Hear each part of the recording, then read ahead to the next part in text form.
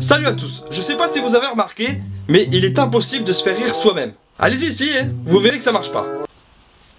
La preuve, je ne ris pas. Les chercheurs disent que si on ne rigole pas quand on se chatouille soi-même, c'est parce que le corps prend ça comme une agression et qu'il se protège. Alors soi-disant, c'est un mécanisme de protection. Alors expliquez-moi pourquoi quand on se tape comme ça, le corps ne réagit pas, il nous laisse faire.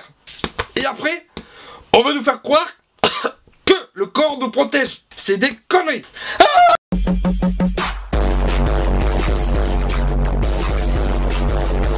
Je sais pas vous, mais moi quand j'étais petit, je pensais que c'était toujours le même chercheur qui s'occupait de tous les dos, quoi, tu vois. Lui, le mec, il était dans le bureau, enfin où ils étaient plusieurs, mais c'était les mêmes qui s'occupaient de tout. Ça c'est bon ça. Hop, le cancer, c'est réglé. Maintenant, moi je veux savoir pourquoi les gens ils rient quand on pète. Les chercheurs c'est important, c'est grâce à ces gens-là qu'on a des réponses à des mystères et des réponses à des questions et des résolutions à des problèmes. C'est grâce à eux par exemple qu'on sait que l'espace sent mauvais et que le corps contient assez de carbone pour fabriquer à peu près 9000 crayons. Faites ce que vous voulez de cette info-là, moi j'en ai rien à faire. Devenir chercheur c'est pas donné à tout le monde. C'est surtout pas donné à toi, rapport à ton intelligence. Parce que t'es con. Oh mais ça va, j'ai compris.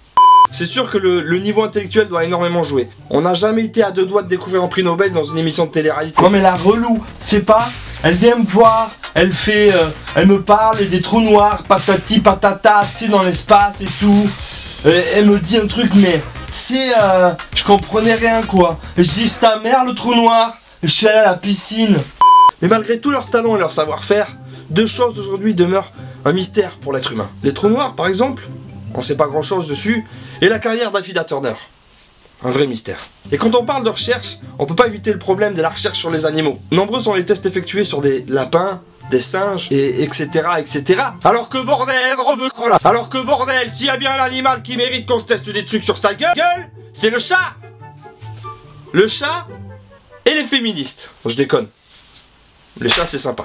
Mais revenons sur le sujet. Les recherches, ça coûte cher. Le plus dur dans les recherches, c'est de trouver des financements. Alors s'il vous plaît, si tout le monde mettait sa main dans sa poche et en sortait 1 euro pour me les verser sur mon Tipeee, ce serait cool.